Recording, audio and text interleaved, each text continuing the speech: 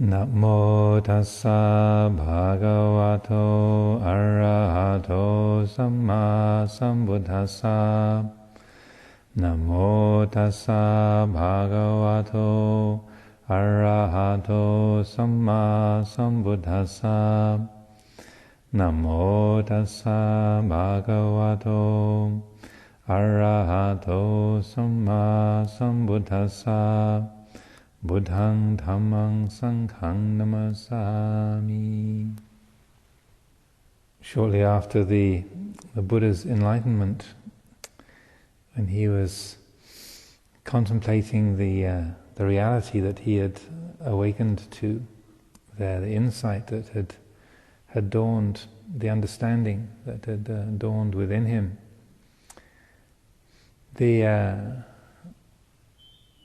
the first inclination that he had, as probably most people are familiar with, is that he considered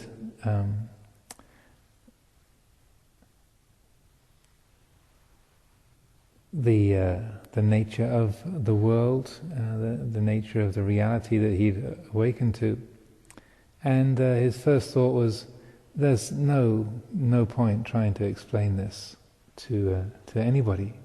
As it says in the scriptures, the whole world, the Buddha said, "See this broad world." Yeah. The world is filled with beings that are they relish existence. They know only being, becoming, existence. They are habituated to that, addicted to existence, addicted to being, to becoming. They relish only becoming, existence. They relish being. But what they relish brings fear, and what they fear is pain. So he's looking around the world, looking at the nature of all beings, and seeing that there's this massive, comprehensive addiction. All beings addicted to the feeling of existence, to the desire to be, to become. Is the most natural, ordinary sort of root compulsion within all beings, is to be, to exist, to become. And as he said in these very poignant and beautiful, insightful words, that they're addicted to being, addicted to existence, addicted to becoming. They relish becoming. But yet what they relish brings fear, and what they fear is pain. Now this holy life is lived, he said, for the complete ending of suffering. So looking out over the world and considering this addiction of all beings to the habits of attachment, becoming, the blind habituation to the feeling of becoming, of being. The feeling was, there's no point trying to explain the Dhamma, trying to explain the reality to them, because as he points out in that same passage, he said to abandon the relish for being without relishing non-being. People don't. The beings can't see that. They can't understand that. They can't recognize what is it to let go of the compulsion to be, the addiction to being, to existing, to becoming, but without relishing non-existence, without attaching to vibhava-tanha, annihilation. What is that? Where is that? And this feeling arose within him that no one's ever going to understand this. This is too subtle. This goes against the stream. This goes against the power of habit and compulsion so completely. No one's ever going to understand this. To abandon the addiction for being without relishing non-being. Where is that?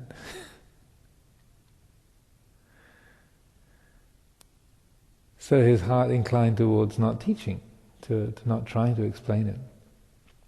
It's like if you think of it in terms of the Buddha suddenly realizing that he's the only person the only unaddicted person on a planet entirely populated by addicts, then the idea that the idea of trying to start a recovery program for a planet entirely populated by addicts, and you're the only one who's not on the stuff. Like, where do you start? It's too daunting, too impossible, too challenging a task. So his heart inclined towards inaction, and then as the invitation for the Dhamma talk, this formal invitation, Brahmacha Loka Dipati Sahampati, that recounts that exact same incident from the scriptures, where the Brahma god Sahampati picks up this thought in the mind of the Buddha and realizes, oh no, the mind of the newly awakened Buddha is inclined towards inaction, towards being passive, to not teaching. So the world will be lost, the world will be utterly lost. So then the Brahma Sahampati beams down from the high Brahma world and then appears in front of the Buddha and says, please, for the sake of those with only a little bit of dust in their eyes, please teach the Dhamma that you understand, because there are beings with the capacity to understand it. There are a few. If you are kind enough, generous enough, compassionate enough to teach, then there will be some who understand. And then, as it's said, then the Buddha used his psychic powers to look out over the world and to consider this and recognize, yes, well, Sahampati was right, that there are a few beings with just a little dust in their eyes, and those with coarse faculties and those with sharp faculties, those with little potential, but those with great potential. And so that was on the basis of that appeal from Sahampati, then the Buddha turned his heart towards trying to help and to teach and to convey this mysterious understanding, the middle way of abandoning the addiction to being without relishing non-being. So he set about trying to explain that, and we are the appreciative, much grateful recipients of that inheritance that has come down over the many centuries. So the sutta that we chanted this evening, the Anatta Lakkhana Sutta, this was the traditionally spoken of as the second discourse of the Buddha, and it was given to his 5 former companions. He'd made his way from Bodh Gaya, the place of enlightenment, to Isipatana, outside of Varanasi, Benares, and met up with these 5 former companions, and the first teaching that he gave was the teaching on the Four Noble Truths and the middle way, and on the giving of that teaching, then it's said, as it's described there in the sutta, Khandanya had the first inkling of understanding, that he was the first one to enter the stream, to realize what the Buddha was pointing to some significant degree. So that's why in that sutta it says, Anyasi vatabo kondanyo, anyasi vatabo kondanyoti. The Buddha sees that Khandanya has understood. He says, oh, Khandanya understands. Anyasi vatabo kondanyo. So the Buddha, in this sort of leap of exultation, Khandanya understands, he's got it. First one. But the others did not awaken to the path. Khandanya became a stream enterer at that point, but the other 4 didn't awaken to the path at that time. But then it was the second sutta, the second discourse, this explanation of the Anatta Lakkhana Sutta. This is where all 5 of those friends of his then became arahants on hearing this teaching. So this is for these reasons, this is a teaching of crucial importance. And this way of looking at experience is described in this sutta, the Analytical Sutta. This is, in a way, the Buddha's most thoroughly spelled out description of the methodology of developing insight, of, in a way, seeing that mysterious balance, the mysterious middle between neither attachment to existence nor attachment to non-existence, the Dhamma itself. And the methodology, the manner of approach that he uses in this discourse is, as I was mentioning last night, this is the vibhajyavada, the way of analysis, or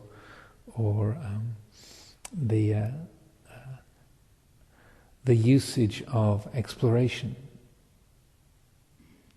inquiry, and looking at how things are put together. So right here in this discourse, if any of you who have read the English translation of it, you'll see what the Buddha goes through each of the five khandhas, the five groups or the five areas of our experience of body and mind. Rupa, the body, material form. Vedana, feeling, pleasant feeling, painful feeling, neutral feeling. Sanya, perception, seeing, hearing, smelling, tasting, touching. Sankhara, mental formations, thoughts, emotions, moods, intentions, memories, ideas, plans, states of refined consciousness. These are all under the sankhara. They're all in the sankhara heap, the group of sankhara. And then vijnana, consciousness, discriminative consciousness, that which is like the basic engine of cognizing, of knowing, of discriminating, discerning this from that. The mechanism of discrimination itself. So that these five groups, or these five areas of experience, go from the most coarse, rupa, physical form, material form, to the most refined, to that of consciousness, cognizing itself, like a spectrum of experience going from the coarse to the refined. And the Buddha just uses this rough chunking of experience just to talk about, these are all the different aspects of body and mind can be grouped in these five rough categories. So then with each one he takes this method of approach of asking these questions to the five ascetics, his five companions. He starts off with rupa, with the body, physical form, and he starts off by asking the most simple, practical, mechanical question: is material form in a state of change? Does the body change? Yes, yes, it does. Rupang niccang va aniccang va. Is it in a state of transformation? Does it change? Does it not change? Yes, it changes. Aniccang bhante. Yes, Venerable Sir, yes, it changes. So, that which changes, is that satisfactory or is that unsatisfactory? Can that lead to affliction or does it not lead to affliction? So that if something is changing, then in this analysis, the way of looking at it, it's saying if it's changing, then it can't be permanently satisfactory. So there can be obviously some pleasant element that comes from it, but that pleasant element, that pleasant feeling, can change, will come to an end. So therefore, it can be disappointing, or it can be something that's just unsatisfying in its natural essence. So he goes through that. Okay, so look at the body. Does it change? Yes. If something changes, can it be completely satisfactory? Can it please us permanently? No. Okay. So that which is changing, that which is unstable, that which is unsatisfactory, is it worthy to say of this is me, this is what I am, this is myself, etang mama, this is mine, etang mama, eso hamasmi, this I am, eso me atta, this is myself, my atta, the atman. And the implication in this, when the Buddha uses this kind of language, is that if something was supposed to be the atman or the self, then there would be a quality of stability, there would be a quality of blissfulness, there would be a quality of permanence, of reliability. And so that the answer that they're drawn to by the Buddha leading them in this way is, no he tang bante, no, it can't be. You can't say that of it. Now those three qualities that he's describing there, etang mama, eso hamasmi, eso me anattā, these are also called the papancha dhammas, the sources of conceptual proliferation, because these are relating to craving and conceit and views. So the craving, the feeling, the first one is about ownership, about greed, about getting. So this is mine, a feeling of ownership. And this, that's to do with craving or tanha. That's the first of the papancha dhammas. And the second one, conceit, eso hamasmi, this I am, the conceit of I am. This is what this I am. And then eso me anattā, this is myself. That's to do with views, and in that respect it's the views about the nature of the self, or what the sort of quote-unquote true self really is and its qualities. So he then, as the sutta goes through systematically, each one taking the aspect of physical form, material form, this body and the material form, the material world outside, tracking it through, following every aspect of it. You say, no, you can't say this is who and what we are. And feelings, perceptions, mental formations, consciousness. So leading us through each one, through this way of analyzing, look, that each one of these, each aspect of our body, our mind as it's experienced, none of these can be said to be truly who and what we are. So what he's doing in this is he's mapping out the methodology of insight meditation. So during the course of this time together, this retreat period, along with the establishment of concentration and stability of attention in the present moment, then once a degree of stability, of steadiness is well grounded, is well established, and when the mind can stay reasonably firmly in the present moment, then there's no particular need to hold on to a meditation object like the breath or the footsteps as we do walking meditation. But once the attention is grounded in the present, then we can look directly at the very nature of experience itself. And so this is what the Anatta Lakkhana Sutta is doing. It's helping us to look at the very fabric and pattern of experience itself, how we know this body, how we know this mind, and these aspects of it, anicca, dukkha, anatta, impermanence, unsatisfactoriness, and not self. These are the very tools that are most effectively used to help bring about that same kind of analysis within ourselves, to deconstruct the patterns of experience, so that when we feel a sensation in the body, then in that same way we can ask, is this permanent or impermanent? Is it satisfactory or unsatisfactory? If that which is impermanent, unsatisfactory, is it appropriate, is it realistic to say of it, this is mine, this is what I am, this is myself? So that there's a deconstructing of the experience and going against the stream of habit, the habit of identification, the habit of bhava, of becoming, of being, that says, well, that's my knee and it hurts, or that's the sound of a bird outside, and that's the sound of somebody clearing their throat, and that's outside and it's beautiful, and that's outside and it's ugly, or this is inside and it's pleasant, or inside and it's painful. it's looking at that attribution, the way the mind gives solidity, gives substantiality to the patterns of experience, and seeing how that happens when we look at each experience, each aspect of our knowledge of each moment, watching the flow of mental events.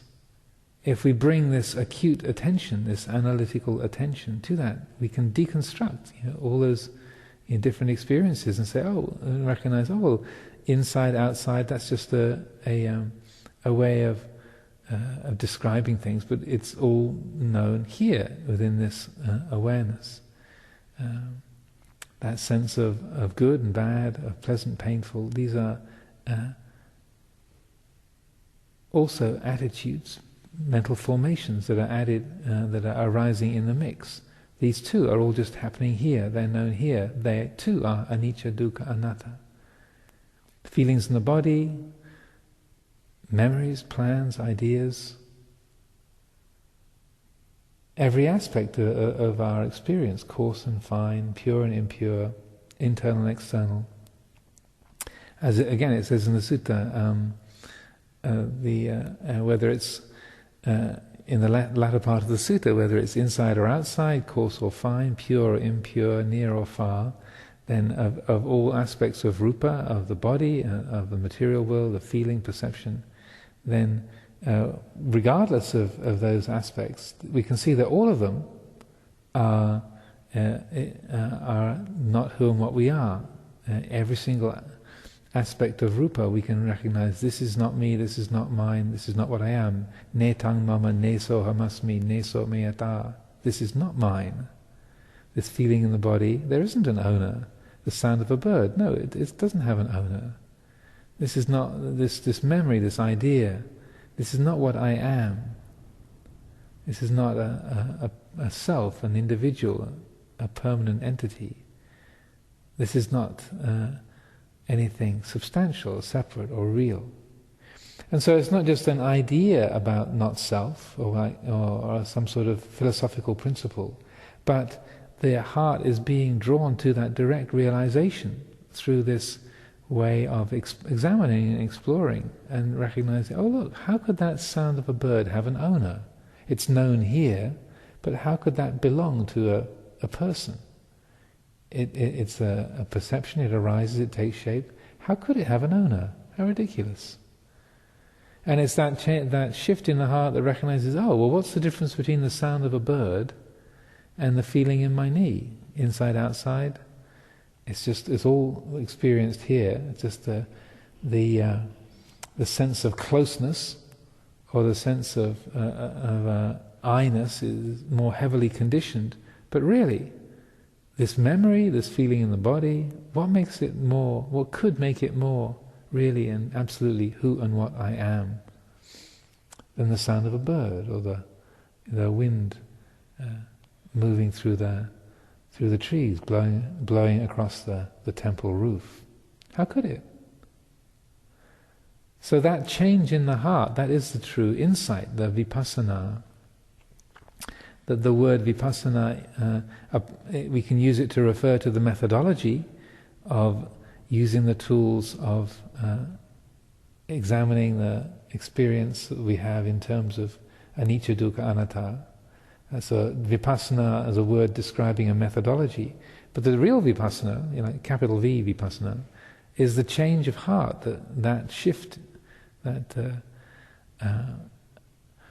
that clarification of the heart, that shift in the heart that goes, oh, look, how could there be a person here? How could this feeling, this thought, this perception have an owner? How could this be a me? It's that change of heart that is the real insight. That's the real liberating quality. That's the gesture of awakening to Dhamma itself. So the Buddha makes it very, very clear that there's nowhere in the suttas where you can find the Buddha defining a true self, or using the kind of language of saying what we really are. And he avoided that because he knew that what happens is that we just take a concept of what we are and then we hang on to it. So he used this other approach, this method of exploration, of investigation, in analysis, to help see where the habits of identification with what we're not, how they take shape and how they're rooted. And by learning to let go of what we're not, then what is real becomes apparent. That's the fundamental method that the Buddha is using in this teaching. And there's a fundamental method of insight practice. There's a learning to see where attachment is forming, where the habits of identification have taken root, and through learning to let go of what we're not, then what is real becomes revealed, becomes apparent. The Dhamma is awakened to, the Dhamma is realized. There's another sutta that I'm very fond of, that where the Buddha talks about the 5 khandhas and I find is a helpful reflection in this respect. It's called the lump of foam sutta, and it describes an incident where the Buddha's beside the river at Ayodhya, and he's gathered with a few members of the monastic community, and he sees a lump of foam floating along the surface of the river, being carried along by the current. And he says, see that lump of foam on the river? He says, the material form, rupa, is just like that lump of foam. There's a shape, but there's no substance. If you look at it, if you explore it, there's no core, there's no essence, there's no fundamental substance there. There's just a shape. And then he uses this very lovely series of images. He said, rupa, material form, the body is like a lump of foam.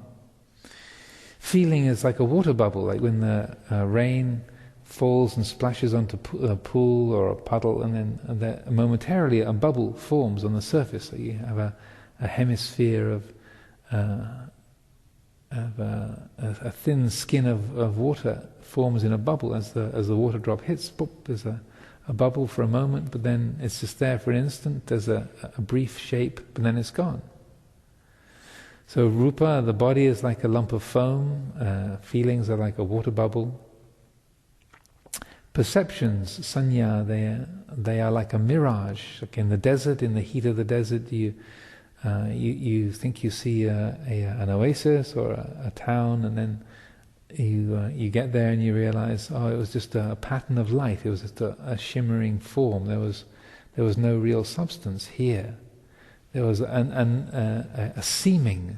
There was an apparent presence, but there's no substance, no core. He said, with each of these, he said, if you look, if you explore, you'll find there's no essence, there's no substance. It's hollow, void, and empty.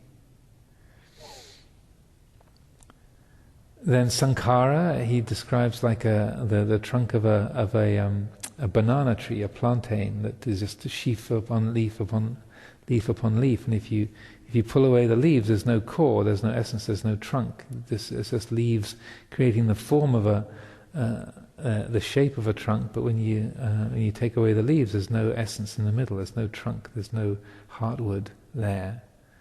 Similarly, layer after layer, layer within layer of sankhara, of mental formations. And we look, we explore, there's no essence, there's no substance there. There's a seeming, there's a form, but no core. And then the last is consciousness, vijnana, is compared to a conjuring trick. Again, there's a magical event seems to be happening, or some kind of miraculous arising, but it's just a trick of the conjurer, the way that the hands are moved quickly or the attention is distracted, so that something seems to be there that isn't really there.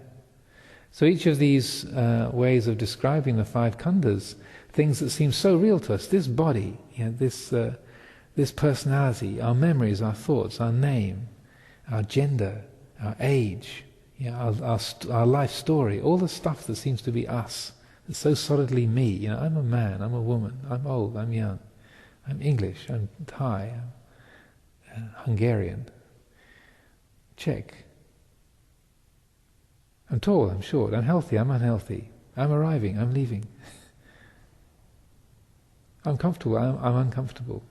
All of that, these things that seem to be so intimately and really who we are, just to take that felt perception of what we seem to be, and then line it up, hold it up against a lump of foam, a water bubble, a mirage, an empty sheaf of leaves, a conjuring trick.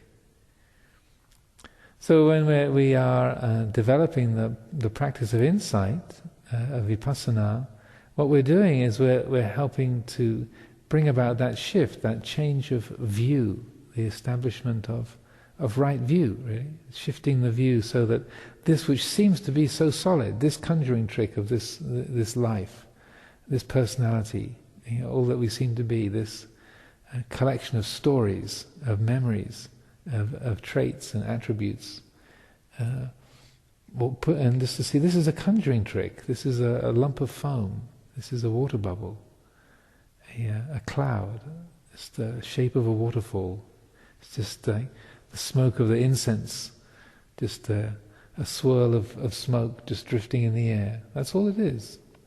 But yet it seems so real, so solid. I am a man, I am a woman, I am old, I am young, I am English, I am Sri Lankan, I am Thai, I'm Portuguese. That's what this is looking right at, looking at all those, the papancha dhammas, the causes of proliferation, all those feelings of this is mine, this is my body, I am a man, I am a woman, I am a monk, I am a nun, I am a layperson. That feeling of amness, of I-ness and my-ness, is training the attention to go right to that and to see, this is just a set of perceptions. It's hollow, void, empty, insubstantial. And the practice is here. Is available for us. The environment is available for us to bring the attention to each one of those little increments of experience, each little chunk of experience, where that overall impression is made. To look at what puts how the conjuring trick is put together, how the lump of foam is shaped, how the cloud is formed, how the mirage has its particular patterns. It's by looking over and over again, seeing how the trick is put together, then there's this awakening, this quality of liberating insight arises within the heart. And even if it's just for a moment, oh, look, it's a trick. Aha! Once we've seen through the optical illusion, then some part of us can't be tricked in the same way so completely ever again.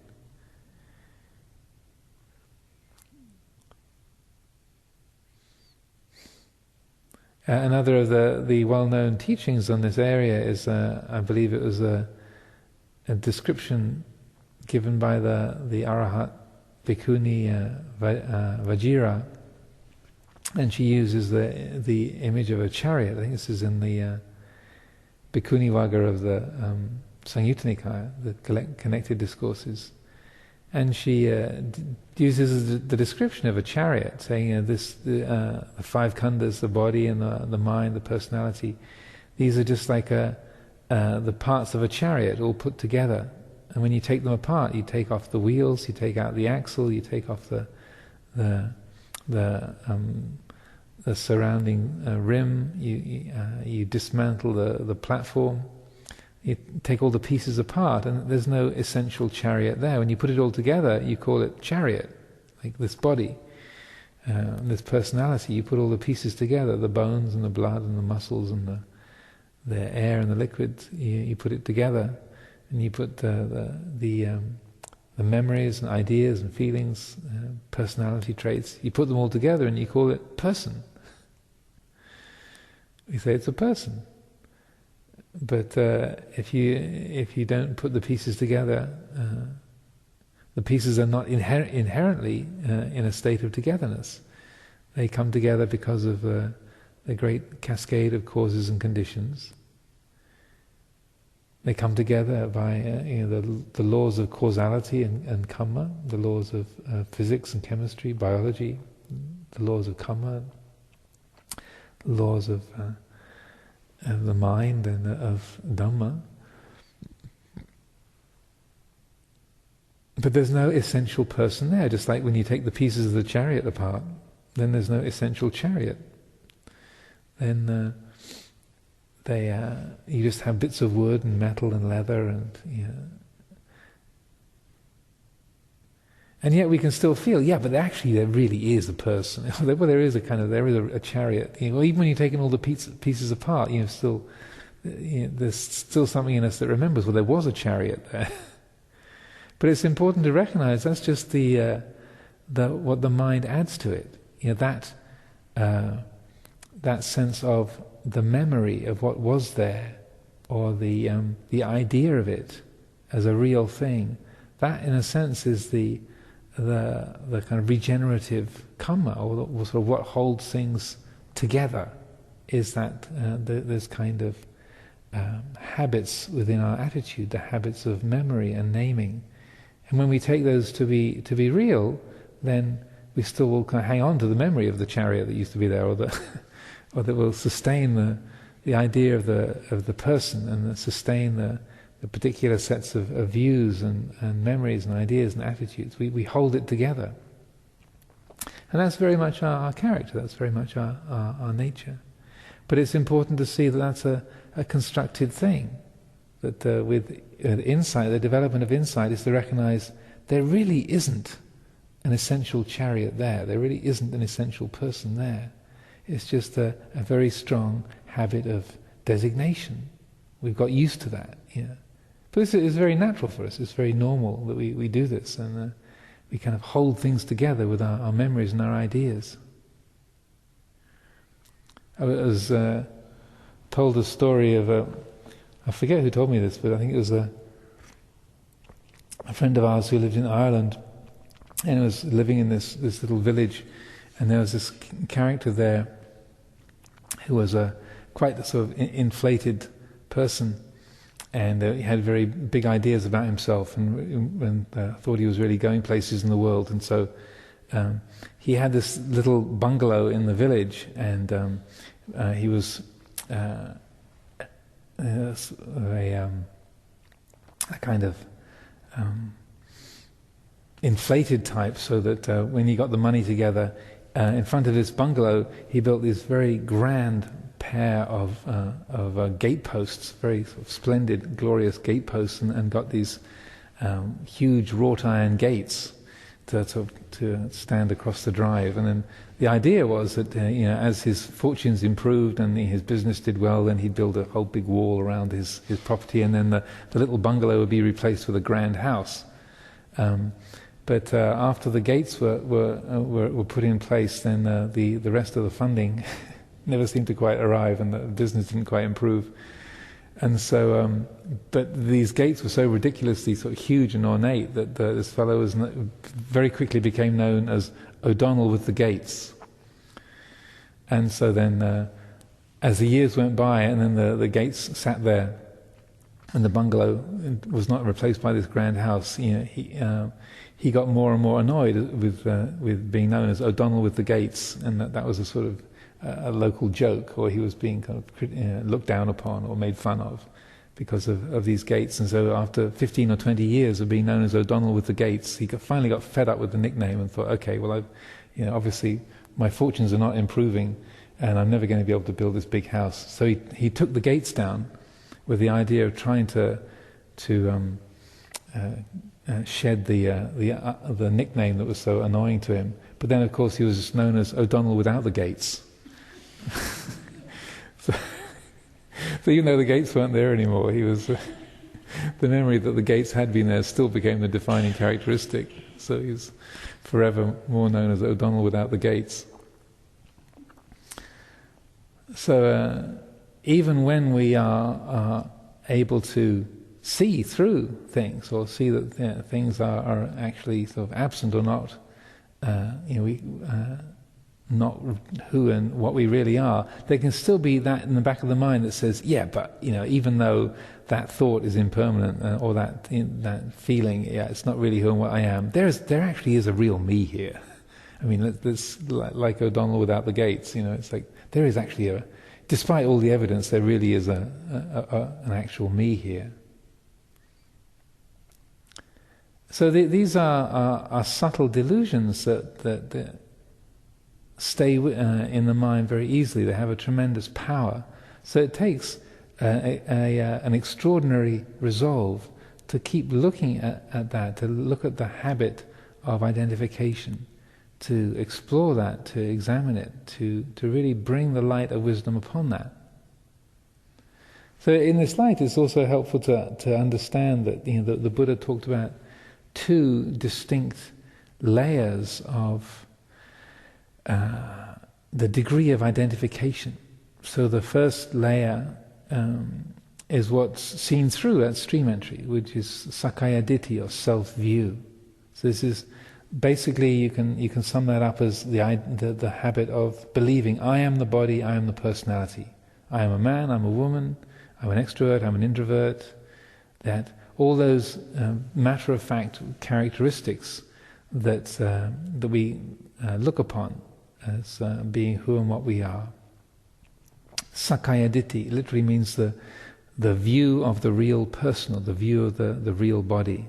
That I am really this person. I am a body. I'm old, I'm young, I'm tall, I'm short, I'm sick, I'm healthy, I'm a woman, I'm a man, I'm a monastic, I'm a layperson. All of that is sakkaya ditthi. I'm a success, I'm a failure, I'm happy, I'm unhappy. This is who and what I am. This is all sakkaya ditthi. So when stream entry has been realized, then that is seen through. There's that recognition of, that isn't who and what I am. These are just conditioned formations. All of those particular attributes that can be looked at, the memories, the particular characteristics, personality traits, the configuration of the body. It can be clearly seen. This is not who and what I am. This is not me. This is not mine. This is not myself. So at stream entry, that's clearly seen through and is known for what it is. And the other aspects of stream entry are attachment to conventions, silapata paramasa, that belief in rites and rituals in one hand, but also the greater, broader set of say, attachments to convention, like the social conventions and ideas of right and wrong, appropriate, inappropriate, customs, traditions, ritual forms, social forms, all of that, and then the aspect of doubt, vicikicca, what is doubt about what is and what is not the path. But in this particular respect, though, just confine what I'm saying to sakkaya ditthi. So that means it's the seeing through of I am the body, I am the personality. This is who and what I am. So at that point, when stream entry has been realized, there's a radical insight, a clear seeing that this cannot be who and what I am, this body, this personality. So then the second layer of attachment to the belief in self, that kind of lingering I-ness and me-ness and my-ness, is called asmimana. And so even though sakkaya ditthi is seen through at the first stage of enlightenment, liberation, at stream entry, asmimana is not seen through until arahatship. That's what is called the conceit of I am, or the conceit of identity. Asmi means I am, mana is conceit. Asmimana, the conceit of identity. So that's a far more subtle and refined delusion. And so that this is probably most beautifully and clearly described, or the difference between these two in the Khemaka Sutta, where there's an elderly monk whose health is failing, and called Khemaka, and his friends, other monks, ask him, okay, you're getting old, you're getting sick, have you completed your work? Have you finished your task in the holy life? And so they send a message to him, asking him how he's doing, and has he finished his work yet? So, and the beginning of the sutta, there's a whole sort of back and forth set of exchanges and messages between them, and finally Khemaka gets tired of all of the toing and froing and goes to visit them and has a conversation. And there's this very interesting way that he puts things, where he says, I have no doubt whatsoever that the body and the personality and the five khandhas are not self. I can really see that is vividly clear.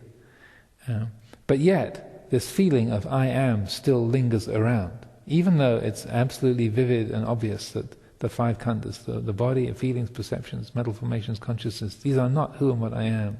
But yet, this I feeling hovers around, it's still here, it's still present. And then this very lovely image he uses of, just like a flower, with a flower you can smell the fragrance. The fragrance is there, but you can't say whether the fragrance comes from the petals, whether it comes from the stamens, whether it comes from the pistils, whether it comes from the pollen or the stalk, or where it comes from. But yet the scent is there, even though you can't pin it down as to exactly where it comes from. I'm sure botanists would disagree, but for the sake of the analogy, that's how Khemaka described it. And so he said, so in this exact same way, there is still this feeling of asmi, mana, the I am feeling, the I-making and mind-making feeling, ahankara, mamankara, that's there, even though there's there's no delusion about the body not being a self, the personality, thoughts and feelings not being a self.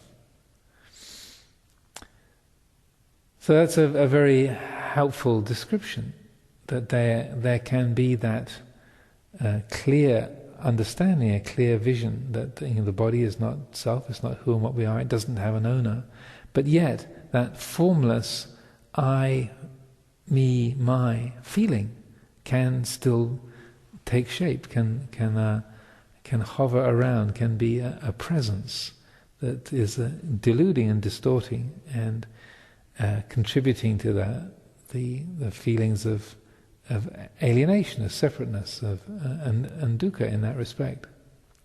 It's also very significant in this discourse that not only when Khemaka was explaining this to his friends, that not only did they become arahants, but he became an arahant too. So this is one of the very rare occasions where someone became enlightened listening to their own Dhamma talk. So it is possible that as that was being described, and then there was that a liberating insight, liberating understanding. So in this respect, as we develop this the practice and have this retreat time together, this is an important element to look at, as we're developing the vipassana, looking into these the feelings and applying the tools of anicca, dukkha, anattā, particularly the element of anattā, bringing that reflection that even though there can be the letting go of, say, when there's the knowing that a feeling in the body or an idea or a memory, the sound of the wind is not who and what we are, to take it an extra layer further and to explore, well, what's is there still a feeling of I-ness, of me-ness, of my-ness that's around? Is there a feeling of me, the witness, me, the watcher, me, the meditator, me that is doing something? Even if that's subtle, formless, is that there? Is that attitude, that I-making and my-making going on? And if it is, then for that to be known also, oh look, even though as a recognition that sound is not mine, it's not who and what I am, this feeling in the body, that has no owner.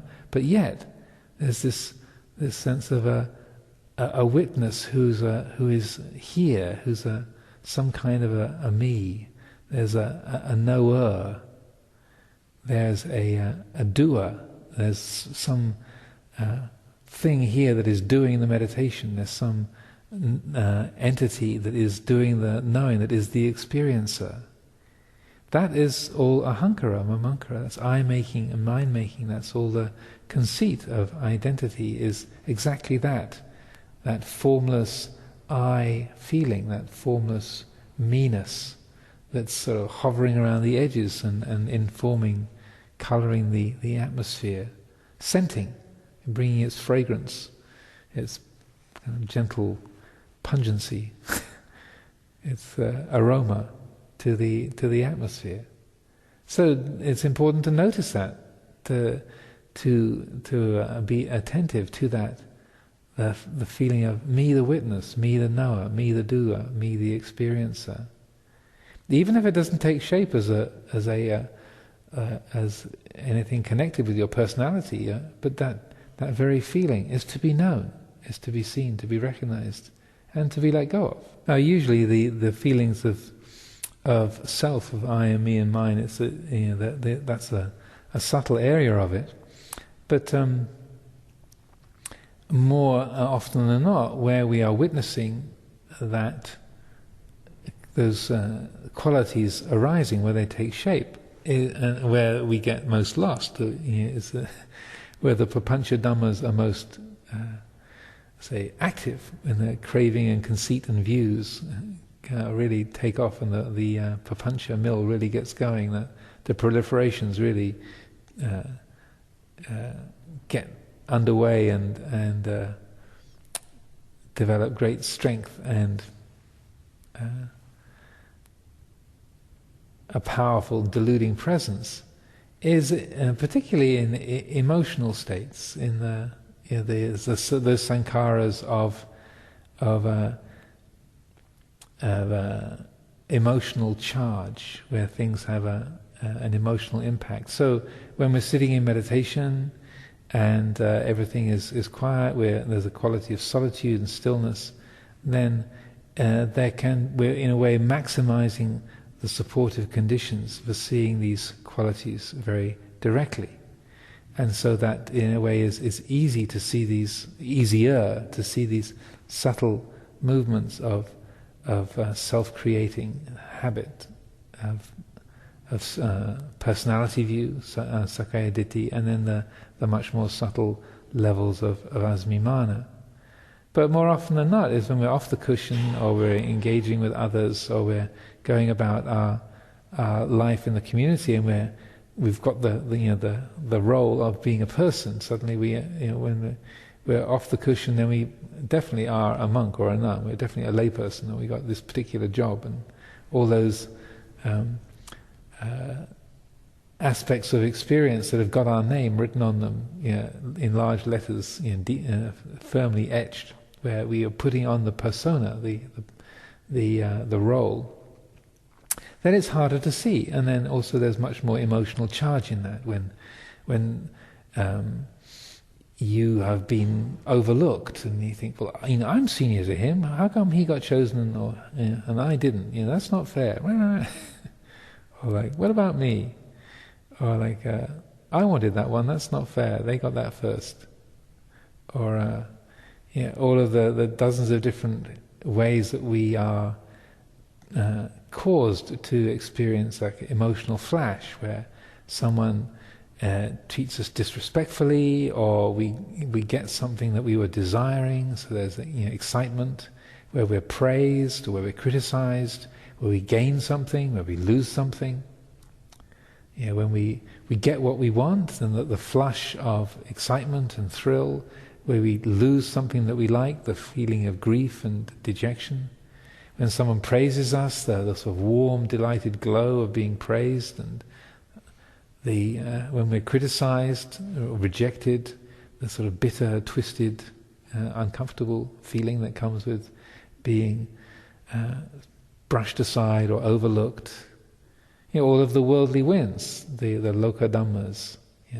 That's where we most easily get lost. There's much more emotional charge in these. So, in that flush of emotion, of sweetness, and when we get what we like, or bitterness when we separated from what we like, it's important to be bringing the same quality of investigation, and even if it's just in the capacity that we have to name what's going on, like if we get overlooked and someone gets chosen or asked to do something, and we get brushed aside, that when we have that, well, what about me? Or that's not fair. No one asked me. Just to take the opportunity to, oh look, there's that offended feeling. This is the I. This is the me feeling. No one asked me. What about me? Even though the emotion is strong, very tangible, just the degree of mindfulness that can be brought to that says, oh look at that. There's definitely I making and mind making. This is the self-creating habit. Look, here it is. Feel it, know it. So it's much more coarse and assertive and impactful than maybe we experience on the cushion or on the walking path. But the same insight, the same understanding can be brought to that. And in a way, it's more that we learn the skills on the cushion so that we can apply those skills in interaction, where we do have to be a senior person or a junior person, where we have to play the roles of being a leader or being a follower, being responsible for this, or say giving an opinion about that, contributing in what ways we can.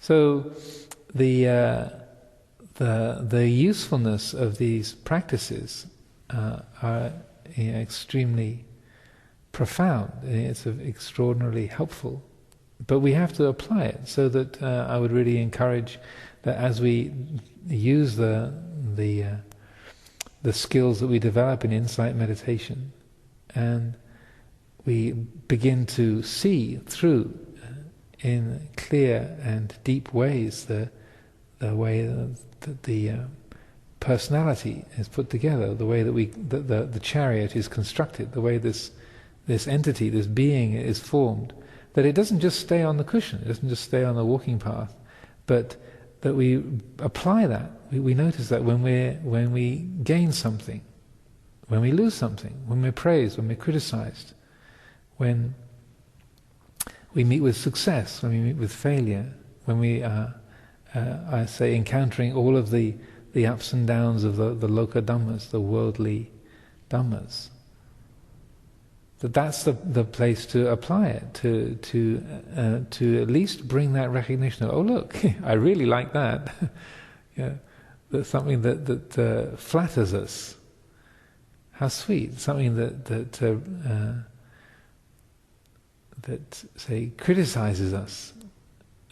How bitter that feels. How we really don't like that. To notice that bitter feeling, that sweet feeling, and just that degree of mindfulness, as it says in the Satipatthana Sutta, the degree of mindfulness to know there is this, knowing the angry mind as angry, knowing the mind free of anger as free of anger, knowing the greedy mind as filled with greed, and the mind free from greed as free from greed. Just that degree of mindfulness that knows, oh, here is this emotional state, here is this mood. This is what's here, this is what has arisen. Just that, even that degree of mindfulness is profoundly liberating and profoundly useful to us. And so that as we develop the skills on the cushion, and then we learn how to apply them in the more coarse and demanding field of interpersonal interaction, then we're in a way fulfilling the potential that is there in the teachings, in these practices. We're really taking them, using them to the full extent that they are capable of helping us and really bringing about that change of heart. So it's not just a meditation experience on a cushion, it's not just a beautiful insight that's apparent when we are in the sort of maximum supportive conditions, but it's with us. It's an abiding attitude, a reflective, investigative attitude that is there with us throughout the activities of our day, whether we're in retreat time or out of retreat time, whether we're in the monastery or out and about in the world outside the monastery. It comes with us. It's here as an abiding presence, and it's like a liberating light that illuminates every aspect of our experience, whether the five khandhas are simple and clear and easily readable degree of intensity, or whether they are very florid and active and loud, and what we see and hear and feel and think is intense. That same quality of vision, that same quality of reflective wisdom is available to us and can bring about that same quality of freedom, regardless of the pattern of experience, inside the monastery, outside the monastery, in retreat, outside retreat. It all becomes the same field. It's all known as the same field of experience. So I offer these thoughts for consideration this evening. Annamayam